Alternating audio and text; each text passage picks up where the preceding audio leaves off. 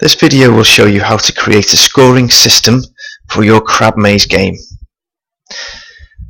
The first thing you need to do is think about what the crab will need to collect to score points. So you could go to New Sprite and you could find something that you want your crab to collect. I'm just simply going to choose a ball. I'm going to double click on the ball and the ball will reappear. Now it's a bit too big, so I need to go to Costumes, click on the ball and drag in with one of the corner points, and you can see it's now a little bit more challenging for the crab to collect it. I can also move it somewhere which is slightly harder for the crab to collect. Okay, so the next thing we need to do is go to our scripts area. Remembering that we are still on the ball, we're going to create a script or set of code for the ball. And I'm going to select the data area of code because we need to make a variable.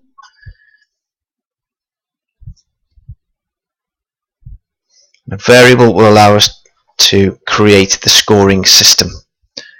So I'm going to click on Make Variable, and we're going to give this variable a name. I'm going to call it Score, and then we're going to leave For All Sprites checked there.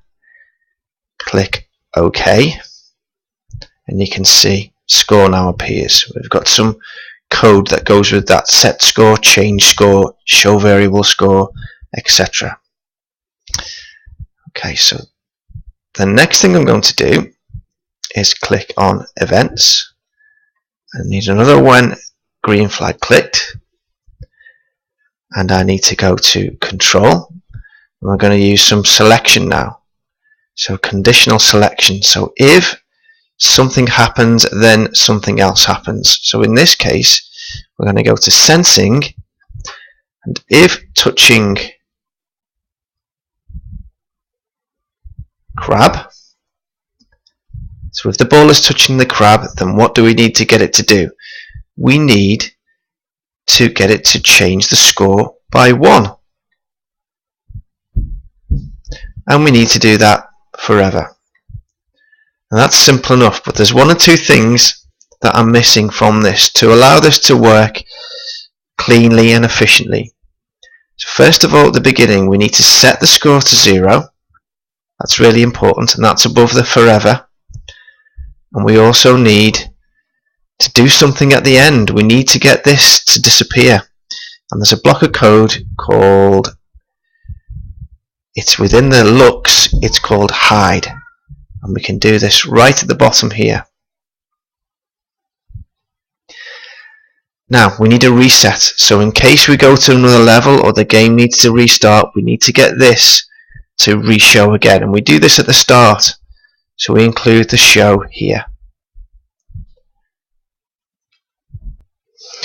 And as always with coding, I've just gone ahead and paused this video and tested it and realized that it didn't work as well as it should have. And you can see as I start, as I press green flag, the ball disappears. So this is the very nature of programming. Things don't always work as they should do first time.